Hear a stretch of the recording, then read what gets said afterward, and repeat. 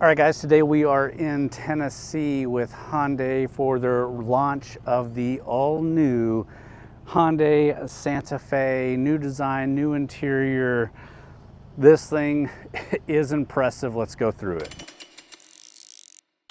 All right, and I just wanted to start this off talking about the Santa Fe in general. It's been around since 2000 with its first generation, which was a more bubbly, kind of dulled down vehicle. In 2005, they launched the second generation with a new design. You got the third generation in 2012, which was a design I really liked and definitely really started recommending the Santa Fe at this point, even looking at it for myself for a vehicle. Then in 2018, they had the fourth generation and a new facelift in 2020 of the fourth generation. Both were good designs as well. We went from having a more rounded, bubbly design from the first generation to a pretty sleek, nice looking design here in 2020. With the fourth generation, you had the slim daytime running lights at the top with the projector beams in the bumper, kind of mimicking the Kona style. But if you have any reference of the Santa Fe, you are probably like me and everybody else when you were pretty shocked seeing the first pictures of the all-new Santa Fe. This is a radical departure from the Santa Fe's of past, but it's not unprecedented for Hyundai to have a boxy utilitarian vehicle. Of course, they didn't sell them here in the US, but overseas they had vehicles like the Terracon and the Galloper, both much more boxy, more utilitarian, more capable vehicles. And while Hyundai didn't say that they exactly looked at these vehicles for inspiration, they did say the inspiration for this new design was having a vehicle that was more utilitarian, could carry a lot of stuff, could get families places. And to do so, you're going to make a boxy design because the most optimized shape for hauling stuff is a box. And Hyundai says that they started out with the interior of this vehicle, designing the interior, seeing what they could fit in the interior, giving it shape first before they started designing the exterior, which is pretty backwards as far as designing a vehicle goes. And once they had the interior kind of figured out, they molded the exterior to complement it, which is where you get the H-shaped front end, including the headlights and daytime running bar. You have a high hood here and sharp fenders. This does come with active air flaps in the front, taking from the technology that they've built with their EVs and hybrids to give this the most fuel efficiency. Looking at the side profile, you have that enlarged rear quarter glass, giving really good visibility out of this vehicle.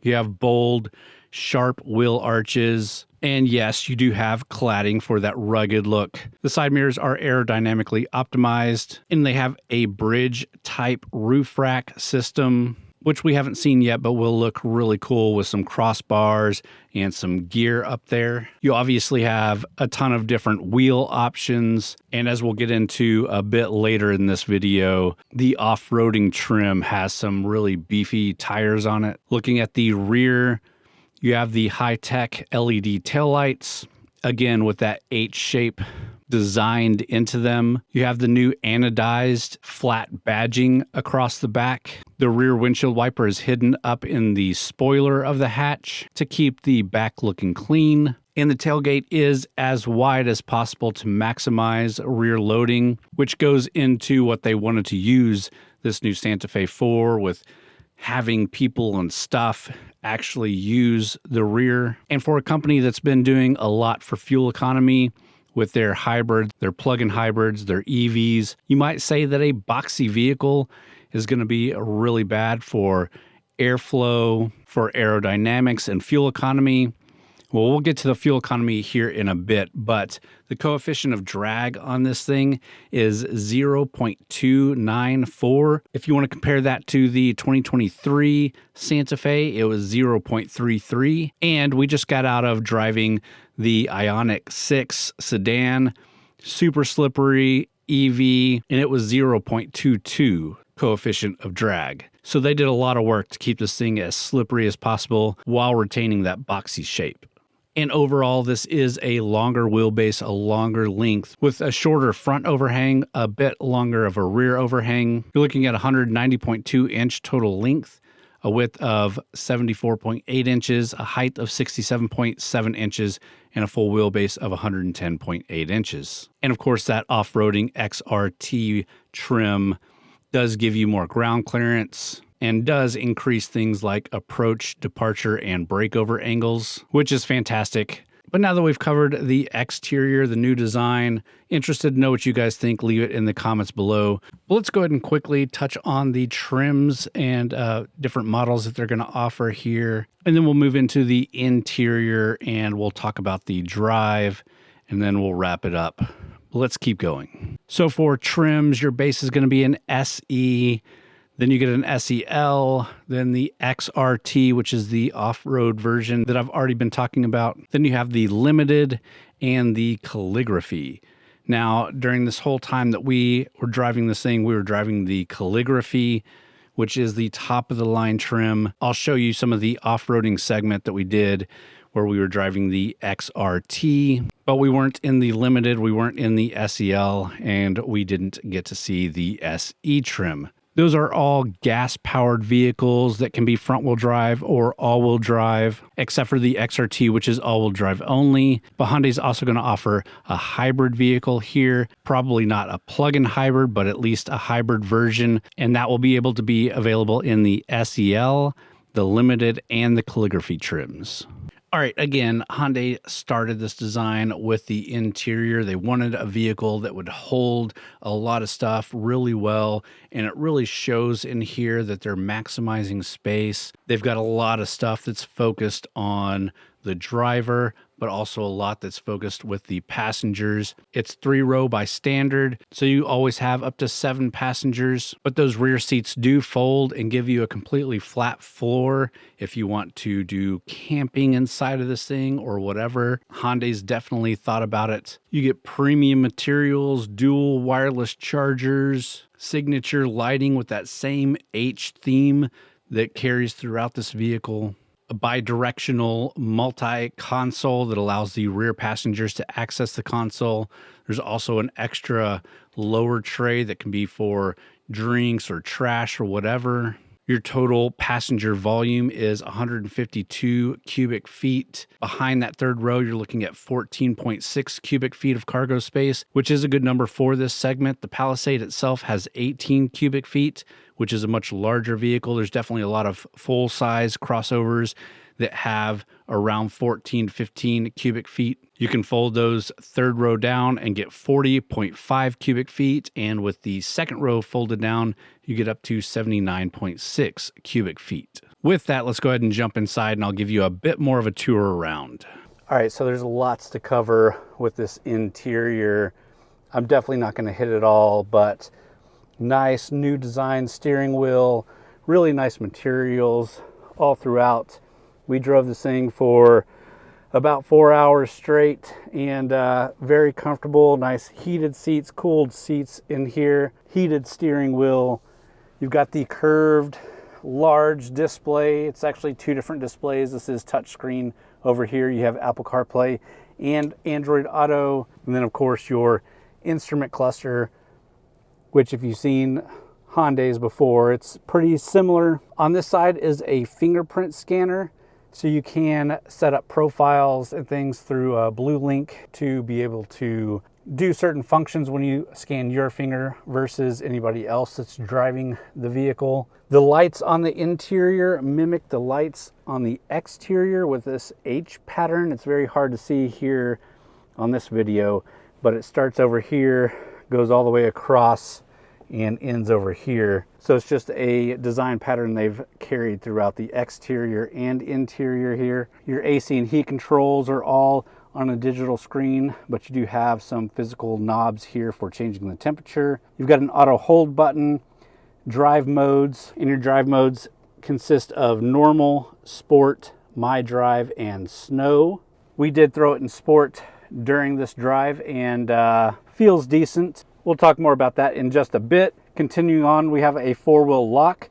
Again, we'll talk about the four-wheel lock when we do off-roading. You have an auto start-stop off feature, hill descent control. We used off-roading, your button to bring up your camera. This does have 360 camera. Great feature. I think that's the one thing that the XRT was lacking, was a 360 camera. It just had a backup camera. Button for your parking sensors. And then this whole console area here is basically dedicated to charging. You've got 2 wireless chargers here for your phones, for the driver and passenger. You've got USB Type-C charging ports and a multimedia port. You have this UVC, which actually goes to this compartment here, which will use UV light to clean surfaces of things like your phone or devices. You have another tray up here and big glove box there. Cup holders, and then as you saw in the console, it can be opened from the back or the front, and it's a nice size console.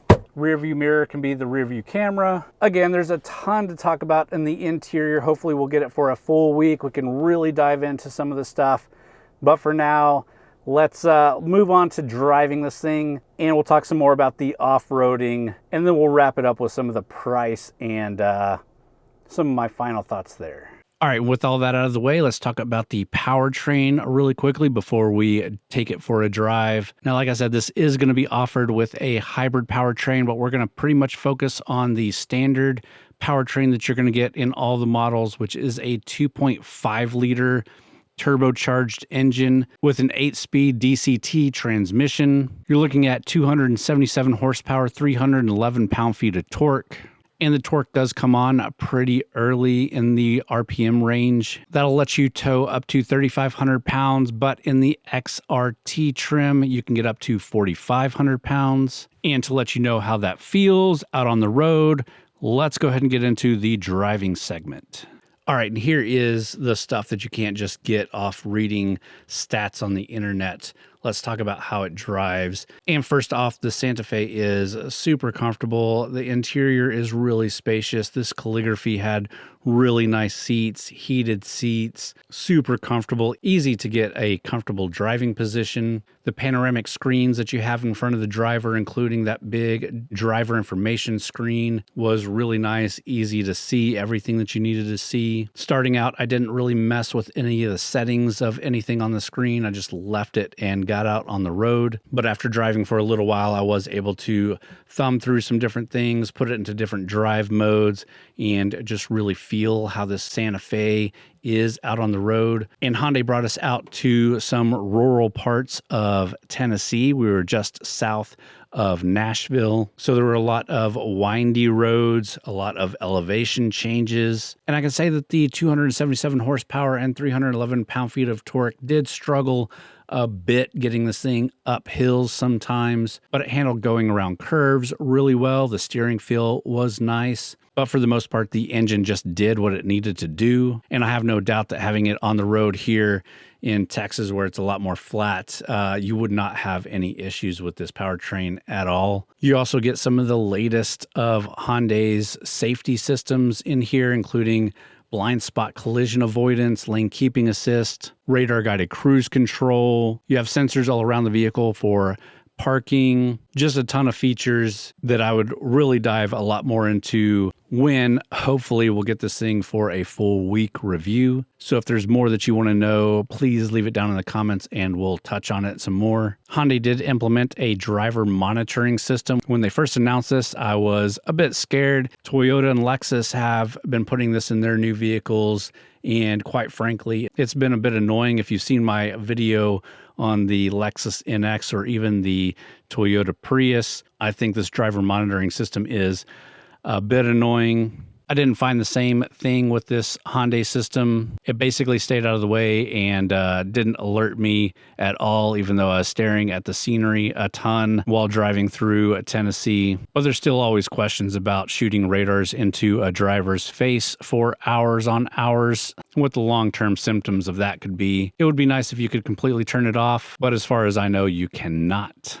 And for the highlight of the entire trip, let's quickly talk about the XTR and off-roading in this thing. So I've taken the Santa Fe, the previous generation Santa Fe, off-roading a bit with its all-wheel drive system. And quite frankly, it was lackluster. It wasn't that great. We took one off-road out in California at Hyundai's Proving Grounds. There's a video out on that. I've also had things like the Santa Cruz off-road a couple of times at a couple of events. And while Hyundai's H-Track system has been decent for some of these events, the XTR in this new Santa Fe just really blew me away. We did use things like the four-wheel drive lock feature on the trail. We did use the hill descent control on this trail. This was a pretty rough trail that I wouldn't envision pretty much anybody driving a Santa Fe actually taking their vehicle on. I know if I owned one, it would scare the crap out of me to just take my own personal vehicle out on this track. But not once did it slip up, and I think that the Santa Fe was having trouble handling what was thrown at it.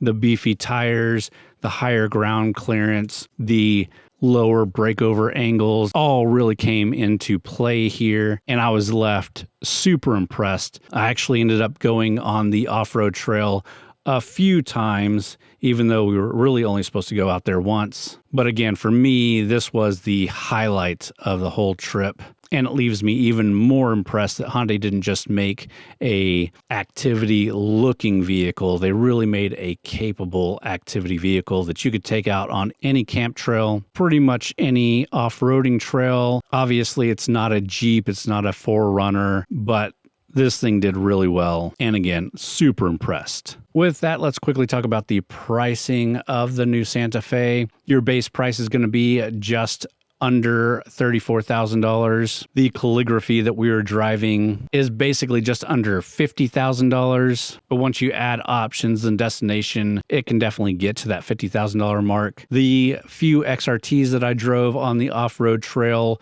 one was about $45,000, one was at $50,000. So you're paying a bit more for that, but again, very capable. If I was buying one just for karting around the family and every once in a while going on a super light trail, probably the all-wheel drive SEL would be where I go. But if I could get into even the base of the XRT, I think that that's a good move at $40,000. With that, I think it's time to start wrapping this thing up, and I'll give you some of my final thoughts. Let's get into it. All right, guys, so I've given myself a little bit of time to decompress and gather my thoughts on the drive we just did. First off, Tennessee is beautiful. This resort that Hyundai put us in, beautiful. And we traveled a lot of back twisty roads with this new Santa Fe. But I think even more importantly, we were able to take it off-road onto a gravel trail, doing some light off-roading, but also some pretty serious off-roading. I did take the previous generation hybrid all-wheel drive off-roading a bit, and it struggled a bit. We've also taken the Santa Cruz off-road a couple of times, and it struggles a bit. So what this Santa Fe did off-road, granted having those nicer tires and more ground clearance really helps. But that's coming standard on that package, so we only drove the calligraphy and the XRT, so we didn't get any of the lower trim levels. The base trim starts out just around $35,000. The calligraphy was just over $50,000. The XRT, one of the trims we drove was around $48,000, and the other one was around $50,000. So everything that we drove was pretty top of the line. But I think the new Santa Fe is really a remarkable vehicle.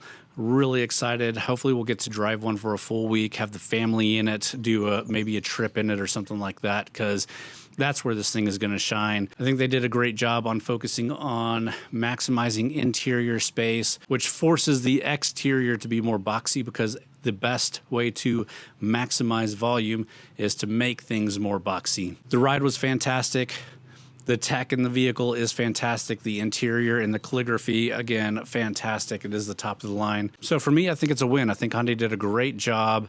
Again, looking forward to a full review after driving it with the family and everything for a full week. But as a first drive, I'm blown away. Interested to know what you guys think? Please leave that in the comments down below. Hit the thumbs up if you enjoyed this first drive video. Subscribe to the channel if you're into these kind of reviews. We do a different review every week, so we really appreciate any kind of support that you guys would give us. You should also go check out TXGARAGE.com, where we've got a lot of written reviews as well as event news coverage over there from a lot of great authors, not just myself. Really worth checking out. But with that, that's all I got for you guys for this one.